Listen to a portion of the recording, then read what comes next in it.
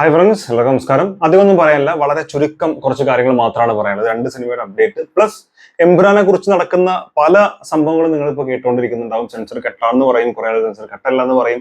അതിനിടയിൽ ലാലേട്ടൻ പോയി മാപ്പ് പറഞ്ഞിട്ടുണ്ട്. ഇതിനെക്കുറിച്ചുള്ള അഭിപ്രായം എന്താണുള്ളത്? ഒരുപാട് കമന്റ്സ് ആണ് വന്നിട്ടുള്ളത്, ഒരുപാട്.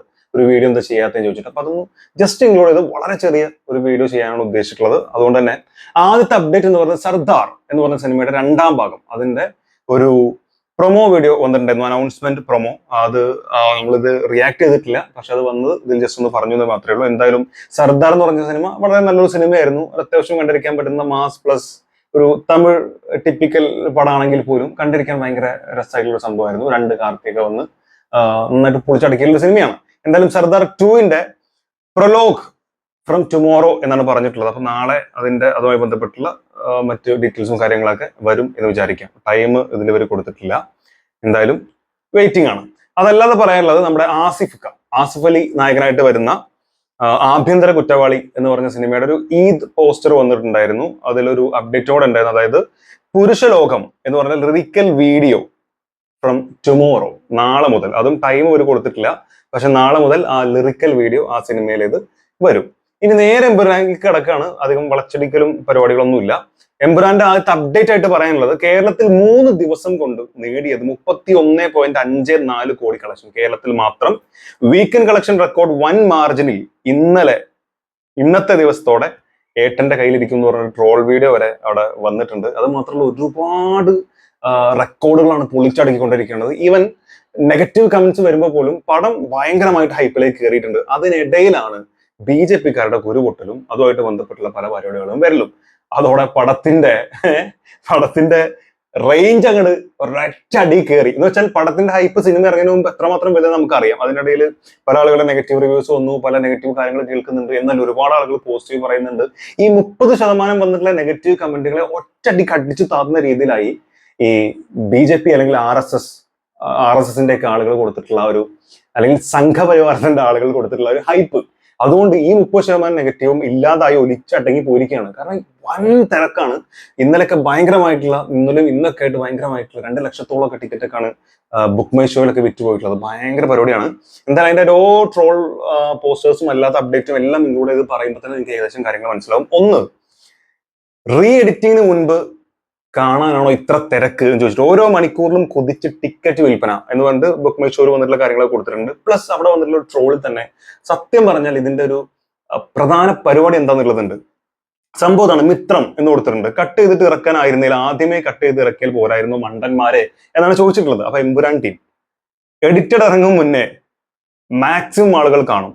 എഡിറ്റഡ് ഇറങ്ങിയാൽ കട്ട് ചെയ്തോന്ന് അറിയാൻ സംഖ്യകളും കയറും. ഇനി പറ ആരാ മണ്ടൻ എന്നുള്ള രീതിയിലൊരു സാധനം എനിക്കത് തോന്നി. കാരണം കുറെയൊക്കെ ബുദ്ധിപരമായിട്ടുള്ള കളിയല്ലേ ഇത് എന്നുള്ളത് പേഴ്സണലി എനിക്കും തോന്നിയിട്ടുണ്ടായിരുന്നു. ഇനി അതുമായിട്ട് ബന്ധപ്പെട്ട് വേറെ പറയാനുള്ളത്, റീ എഡിറ്റിംഗിൽ തീരുമാനമായില്ല, അപേക്ഷ നൽകിയിട്ടില്ല എന്നുള്ള രീതിയിൽ വാർത്ത വന്നിട്ടുണ്ട്. അങ്ങനെ ഇങ്ങനെ കുറെ കോമാളികളെ പറ്റിക്കുന്നു എന്ന് പറഞ്ഞിട്ട് കൃത്യമായിട്ട് ബന്ധപ്പെട്ടുള്ള കുറെ കാര്യം. കാരണം മാപ്പ് പറഞ്ഞെങ്കിൽ പോലും, ഇത് എഡിറ്റ് ചെയ്യും എന്ന് പറഞ്ഞെങ്കിൽ പോലും എന്നൊക്കെയാണ് എന്താണെന്നുള്ളത് ഇപ്പോഴും കൺഫ്യൂസ്ഡ് ആണ്. വ്യാഴാഴ്ച മുതൽ അങ്ങനെ ആവുമെന്ന് പറയുന്നുണ്ട്, അടുത്ത ആഴ്ച മുതൽ ഇങ്ങനെ വരും എന്ന് പറയുന്നുണ്ട്. പക്ഷെ ഒന്നും ഒരു ഒഫീഷ്യൽ ആയിട്ടുള്ള ടൈമോ മറ്റു കാര്യങ്ങളോ അതിനെ സംബന്ധിച്ച് ഞാൻ ഈ വീഡിയോ ചെയ്യുന്നത് വരെ വന്നിട്ടില്ല എന്നാണ് എന്റെ വിശ്വാസം. എന്തായാലും ഞാൻ അറിഞ്ഞിട്ടില്ല, ഞാൻ ഒരുപാട് ചെക്ക് ചെയ്തിട്ട് ഞാൻ കണ്ടില്ല.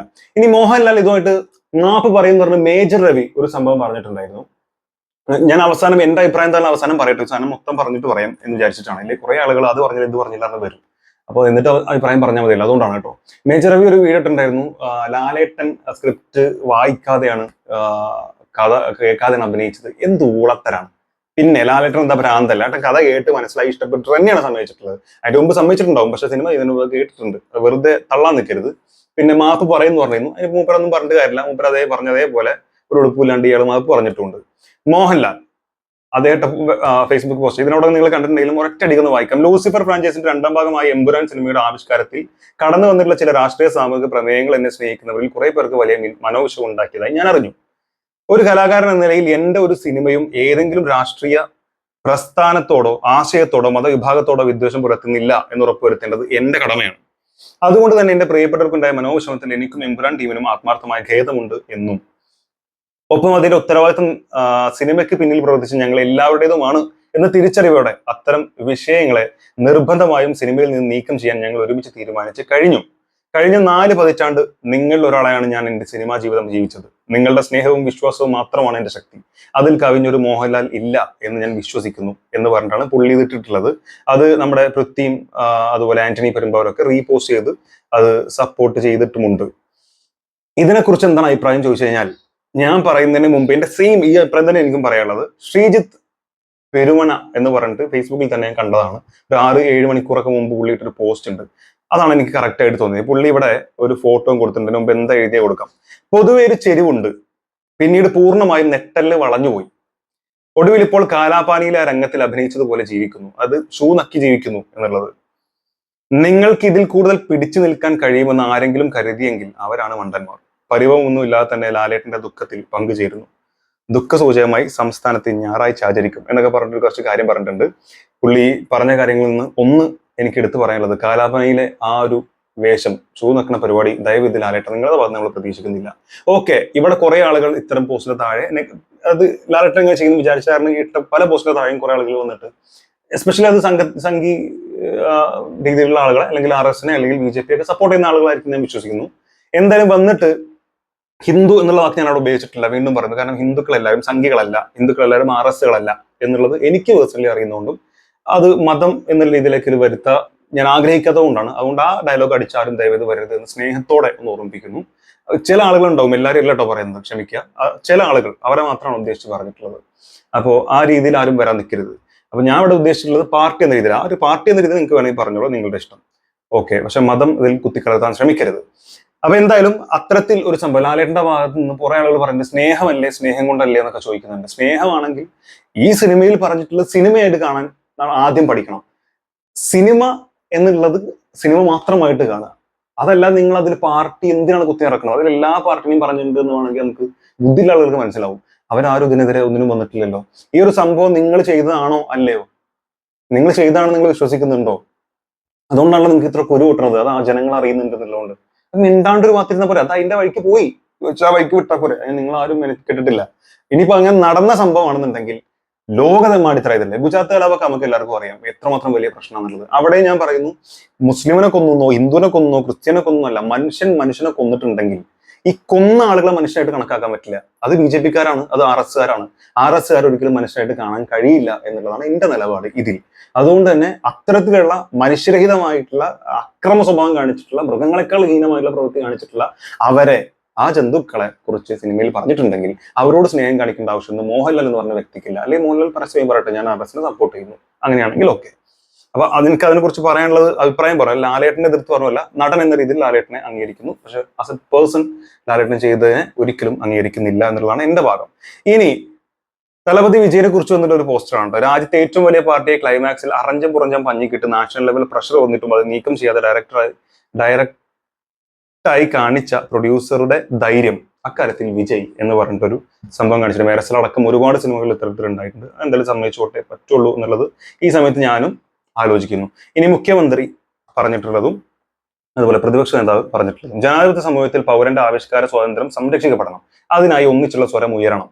ഇനി പ്രതിപക്ഷ നേതാവ് പറഞ്ഞിട്ടുള്ളത്, സംഘപരിവാറിന് ചരിത്രത്തെ വളച്ചൊടിച്ചാണ് ശീലം, എത്ര മൂടിവെക്കാൻ ശ്രമിച്ചാലും ചരിത്ര സത്യങ്ങൾ തെളിഞ്ഞു തന്നെ നിൽക്കും എന്ന് പറഞ്ഞിട്ട് പുള്ളി അതിനെക്കുറിച്ച് കുറച്ച് കാര്യങ്ങൾ പറഞ്ഞിട്ടുണ്ട്. ഇനി ഇതൊക്കെ തീരുമാനം ഏകദേശം അതിന് ശേഷം സുരേന്ദ്രൻ പറഞ്ഞിട്ടുള്ളത്, ഇനി കാണുന്നത് എമ്പുരാനല്ല, വെറും എംബാം പുരാൻ. എംബാം എന്ന് വെച്ചാൽ അറിയാലോ, ഈ ഗൾഫ് ദുബായിൽ നിന്നൊക്കെ എംബാം ചെയ്ത പെട്ടികളിലാണ് മരിച്ച ശവശരീരങ്ങളെ അല്ലെങ്കിൽ മരിച്ച ശരീരത്തെ തിരിച്ചു കൊണ്ടുവരിക. അപ്പൊ അതുമായിട്ട് ബന്ധം, ഇനി വെറും ശവം എന്ന രീതിയിലാണ് പറഞ്ഞിട്ടുള്ളത്. ഇങ്ങനെയൊക്കെ പറഞ്ഞിരിക്കാനും വേണം ഒരു തൊലിക്കട്ടി ഉളുപ്പ്, അല്ലാതെ എന്തായാലും പറയാം. അപ്പോൾ അങ്ങനെയൊക്കെയാണ് കാര്യങ്ങൾ. എന്തായാലും എമ്പുരാൻ എന്ന് പറഞ്ഞ സിനിമ ഒരു തരത്തിൽ ആലോചിക്കുമ്പോൾ അവരുടെ ബുദ്ധിപരമായിട്ടുള്ള നീക്കമാണിത്. കാരണം ഭയങ്കരമായിട്ടുള്ള ഹൈപ്പാണ് കിട്ടിയിട്ടുള്ളത്. സോ ആ ഹൈപ്പ് അവർ മാക്സിമം ഉപയോഗിക്കും. ഇനിയിപ്പോൾ ഇത് കട്ട് ചെയ്ത് വന്നാൽ തന്നെ അതിന് മുമ്പ് എത്തേണ്ട അടുത്തൊക്കെ ഇത് എത്തിയിട്ടുണ്ട്. പ്ലസ് ഇതിന്റെ തിയേറ്റർ പിന്നെ ലീക്ക് ആയിട്ടുണ്ട്. ഈ ലീക്ക് ആയിട്ടുള്ള ഭാഗങ്ങളൊക്കെ എന്തായാലും പ്രചരിക്കും. ഇനി ഒരു കാര്യം നിങ്ങൾ നോട്ട് ചെയ്ത് വെച്ചോളൂ, ഐ എം 100% ഷുവർ, അത്ര ഉറപ്പാണ് എനിക്ക്. അതായത് ഇതിനെ എത്ര കട്ട് ചെയ്താലും എന്തൊക്കെ ചെയ്താലും ഇതിൽ കട്ട് ചെയ്യാത്ത ഭാഗങ്ങൾ എടുത്ത് ആളുകൾ അലക്കും, അതിട്ട് ആളുകൾ റീൽസ് വരും, അതുമായി ബന്ധപ്പെട്ട് പല കാര്യങ്ങളും വരും. അവിടെയും താൻ അടിയാൻ പോണത് BJP അല്ലെങ്കിൽ RSകാർ തന്നെയാണ്, അല്ലെങ്കിൽ ഇതിനെതിരെ പറയുന്ന ആളുകൾ തന്നെയാണെന്നാണ് പറയാനുള്ളത്. എന്നാലും എൻ്റെ അഭിപ്രായം ഇത്രയും ആളുകൾ ചോദിച്ചുകൊണ്ട് മാത്രം പറഞ്ഞു എന്നുള്ളത് മാത്രമേ ഉള്ളൂ. പറയേണ്ടതുണ്ട് എന്നിപ്പോൾ എനിക്ക് തോന്നുന്നുണ്ട്, ഞാൻ വിശ്വസിക്കുകയും ചെയ്യുന്നു. സോ നിങ്ങളുടെ അഭിപ്രായം എന്തായാലും മറക്കാതെ കമന്റിൽ രേഖപ്പെടുത്തുക. നിങ്ങൾക്ക് തെറി വിളിക്കാം, ചീത്ത പറയാം, എന്തും പറയാം. പക്ഷെ അത് പാർട്ടി ബേസിൽ മാത്രം പറയുക. മതം അതിൽ കുത്തി നിറക്കാൻ ശ്രമിക്കാതിരിക്കുക. It's a very humble request. Thank U.